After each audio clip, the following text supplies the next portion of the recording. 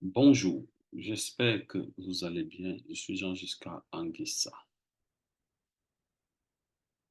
Alors, nous sommes à la session 3 sur la crypto-monnaie et la DeFi pour Cash for You. Alors, section 3, la finance décentralisée, entre parenthèses, défi.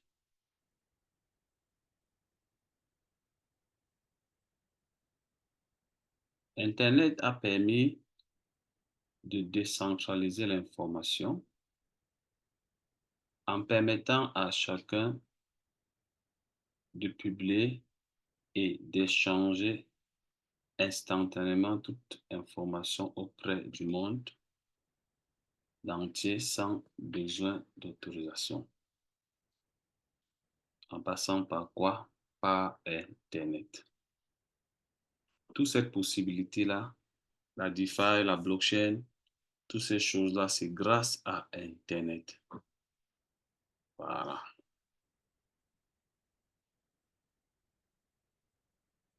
La blockchain et les tokens permettent de décentraliser la valeur en offrant à chacun un nouveau pouvoir, celui de créer et d'échanger de la valeur instantanément auprès de tout autre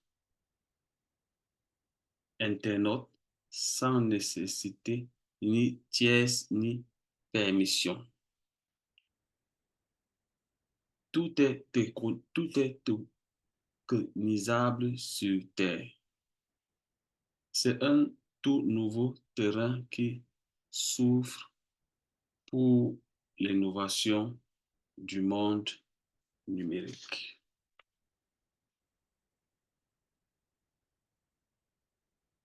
Alors ici, on vous donne un aspect de la finance centralisée, comment ça marche. Vous voulez envoyer de l'argent à Robert, vous êtes là, Sarah, vous partez chez votre banque, la banque part, dans des institutions, etc.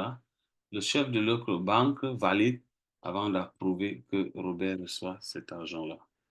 Ici, avec la finance décentralisée, c'est-à-dire la DeFi, vous devez avoir tout simplement votre portefeuille décentralisé. Vous le faites chez vous, peu importe l'heure à laquelle pour envoyer l'argent à Robert. La blockchain s'en occupe. Voilà. C'est des protocoles qui ont été gérés. Voilà. Une fois que c'est fait, vous recevez votre argent tout simplement. Voilà. Il n'y a pas une institution ou une tierce personne pour gérer ça. C'est ça la finance décentralisée. Sommaire, wallet, machin, autre. OK. Définition, c'est quoi la DeFi? La finance décentralisée ou DeFi est simplement un écosystème financier sans organes de contrôle, entre parenthèses, banque centrale ou agence gouvernementale, pour approuver les transactions financières et donc complètement libre d'utiliser ou la principale utilisation à l'heure actuelle est. Deux points. Emprunter et prêter de manière décentralisée. Vous pouvez aussi prêter de l'argent avec la finance décentralisée. Avec la finance décentralisée. OK? La DeFi propose des instruments financiers sans recourir à des intermédiaires tels que des maisons de courtage, des bourses ou des banques en utilisant des contrats intelligents sur la blockchain. Voilà. J'espère que sur cet aspect, vous avez compris.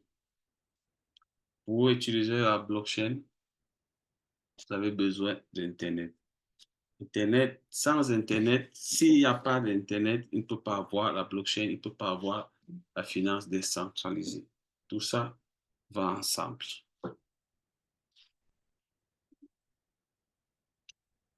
OK.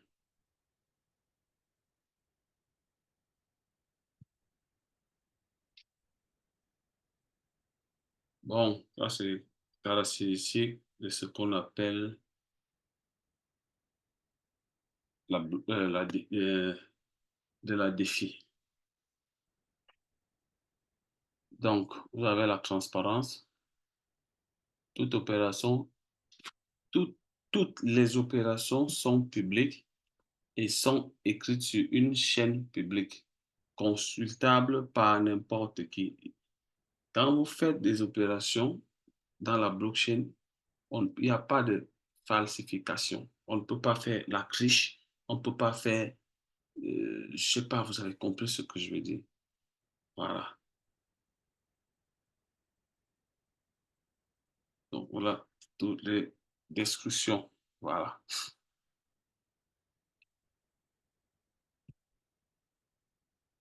Les différents types de wallets. Nous avons les wallets centralisés et les wallets décentralisés. Les wallets centralisés sont des wallets qui sont un peu comme des banques, une institution bancaire que vous partez voir et qui va gérer les opérations pour vous.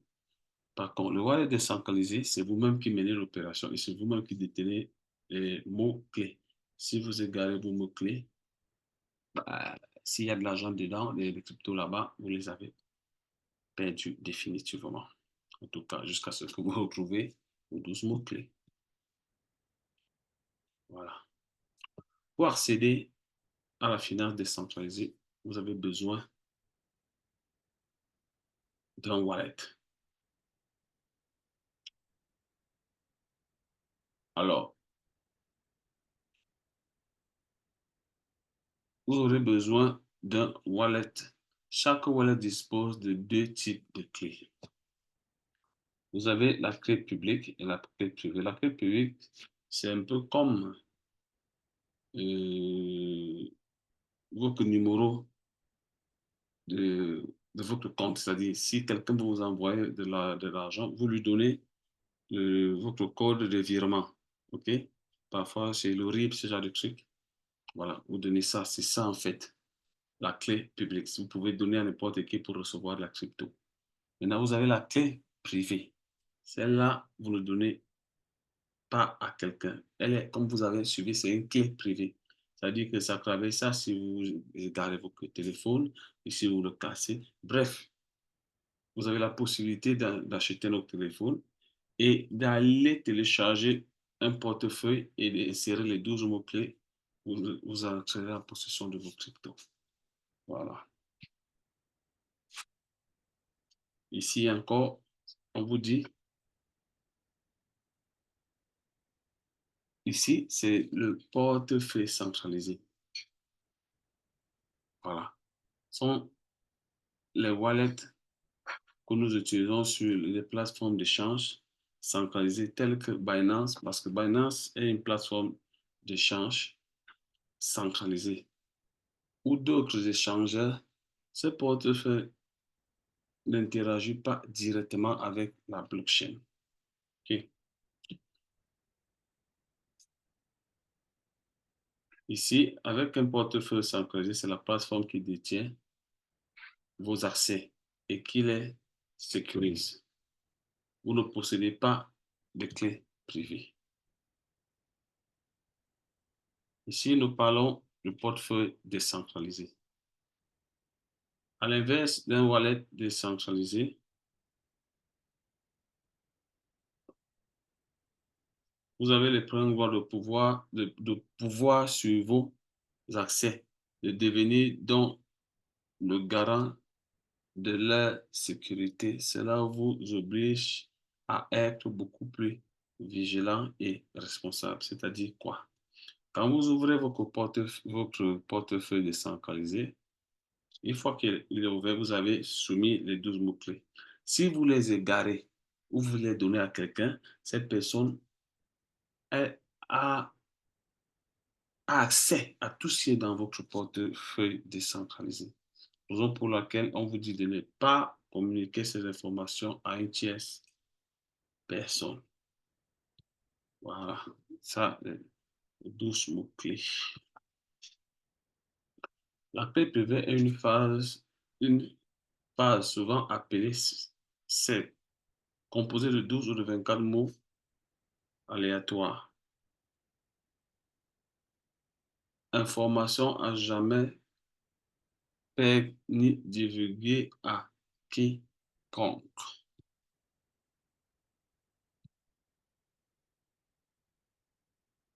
À retenir impérativement. Ne communiquez jamais vos 12 mots-clés à qui que ce soit. Ne l'écrivez jamais sur un appareil connecté à Internet parce il y a c'est fort possible que les hackers puissent avoir accès à ça. Voilà. Donc, vous avez compris. Donner ces 12 mots-clés revient à donner accès à sa crypto-monnaie totalement. OK? Comment configurer un mobile wallet? Dans notre cas ici, nous allons prendre CrossWallet. Tout ce que vous avez à faire, en numéro un, vous devez télécharger l'application CrossWallet.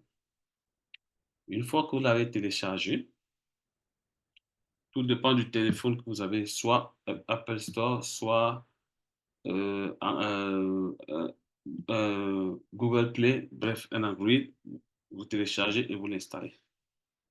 Ça, c'est de deux. De deux, une fois que vous l'avez ouvert, vous cliquez sur le bouton Créer un nouveau portefeuille. Vous cochez toutes ces cases-là. Vous cliquez sur Continuer. Une fois que vous avez cliqué sur Continuer, vous tombez sur cette page ici. Vous allez voir sauvegarder vos clés privées. Là, vous avez accès. C'est ces mots-ci. Vous les copiez, vous les sauvegardez ou vous les rédigez sur un bloc-notes, vous les sécurisez. Et vous appuyez sur Continuer. Vous allez tomber sur ici, sur votre dashboard. Ici, c'est pour envoyer la crypto-monnaie. Ici, c'est pour recevoir. Ici, c'est pour échanger. Acheter autant pour moi. Ici, c'est pour échanger. Vous avez peut-être que du BNB, vous voulez le changer en USDT, BP20, je précise. Vous le faites là. Ou une autre monnaie, ça dépend. OK. Voilà. Vous voyez, attention, ne partagez jamais vos clés privées avec une tierce. Ça, je suppose que vous avez compris. C'est quoi un échangeur ou index? Alors, généralement, la plupart des personnes dans le monde utilisent des DEX. Des DEX, c'est quoi? C'est en fait, je vais vous résumer ça, c'est un peu comme un grand marché. Un grand marché où il y a plusieurs transactions. Mais maintenant, pour avoir accès à ce marché, vous devez lier votre portefeuille décentralisé. OK? Et maintenant, vous pouvez vendre ou acheter des crypto-monnaies. Voilà. C'est ça un DEX. Et moi, particulièrement, j'utilise soit PancakeSwap, soit Uniswap. Si je Swap là, j'ai jamais utilisé ni celui-là, je ne connais pas. Donc, voilà.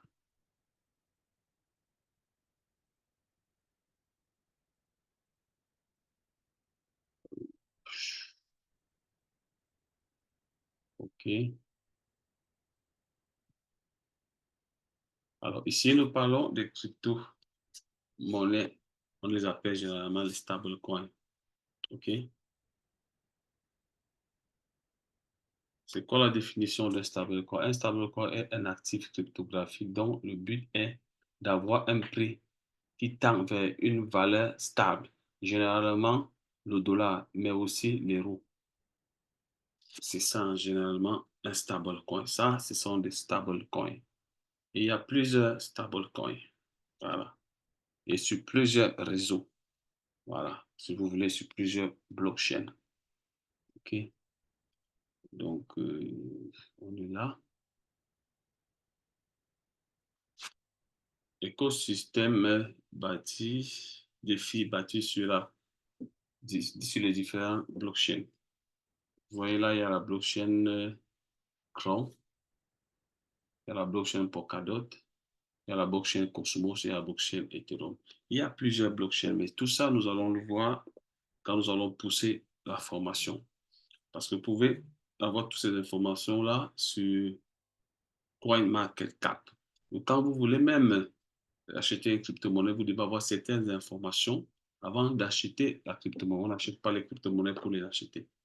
Vous devez avoir certaines informations qui peuvent vous permettre de savoir si cette crypto-monnaie a un avenir ou pas. Voilà. Il faut déjà vous munir de ces informations avant de vous décider d'acheter une crypto-monnaie. Tout ça, nous allons le voir sur CoinMarketCap le moment venu. Voilà.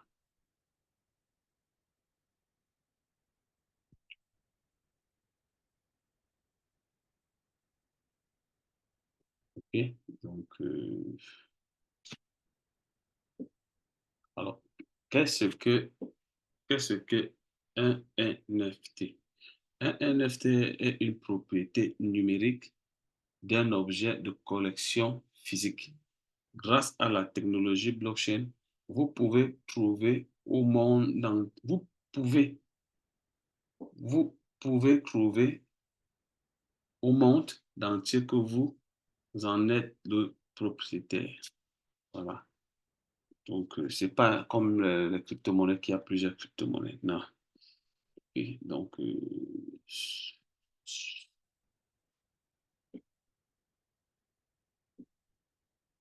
ici, c'est qu'est-ce qui peut être transformé en NFT. Vous avez l'art, la musique, les jeux vidéo, le sport, le métaverse. OK?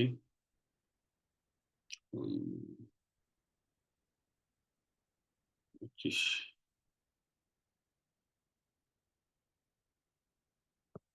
Comment les NFT sont créés? Il s'agit d'un processus simple consistant à transformer un objet physique en format numérique. Voilà la définition, tout simplement. OK. OK.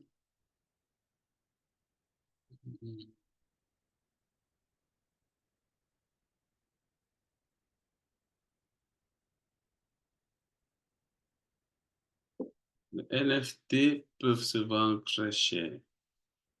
OK? Très, très cher. Qu'est-ce qui détermine la valeur d'un NFT?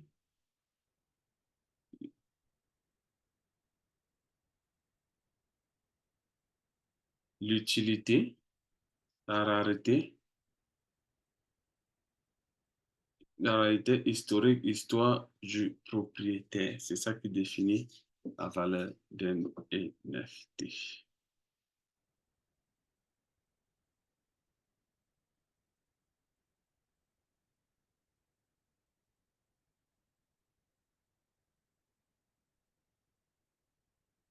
Comment conserver ces NFT? Vous avez besoin d'un portefeuille spécial qui prend en charge la blockchain ci-dessous et qui vous permettra de visualiser et de stocker vos NFT, par exemple Trust Wallet. Voilà.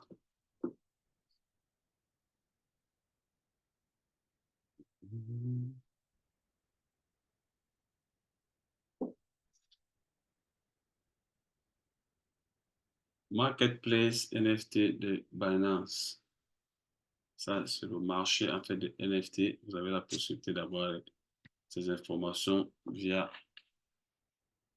la plateforme Binance. Pourquoi utiliser le marché NFT de Binance?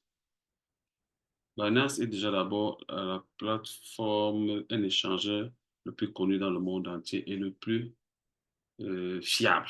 Okay? Il y en a plusieurs, mais lui, il est beaucoup plus connu et qui a plus de, de, que dirais-je, de membres, de clients, si vous voulez. Il y a la plus grande visibilité. Les frais de Binance sont très moins chers, sont bas. Ça varie parfois, la plupart du temps, c'est $1, parfois moins de $, ou plus $1, mais la plupart du temps, c'est $1. Voilà, donc et elle est simple à être utilisée. Donc voilà. Metaverse, nous n'allons pas parler de ça. Alors pour cette formation, elle était censée faire 30 minutes. Et là, nous avons fait 50 minutes. Je pense que nous allons nous arrêter ici et nous allons continuer la prochaine fois. Sur ce, à la prochaine séance. Séance numéro 4. Merci de votre présence.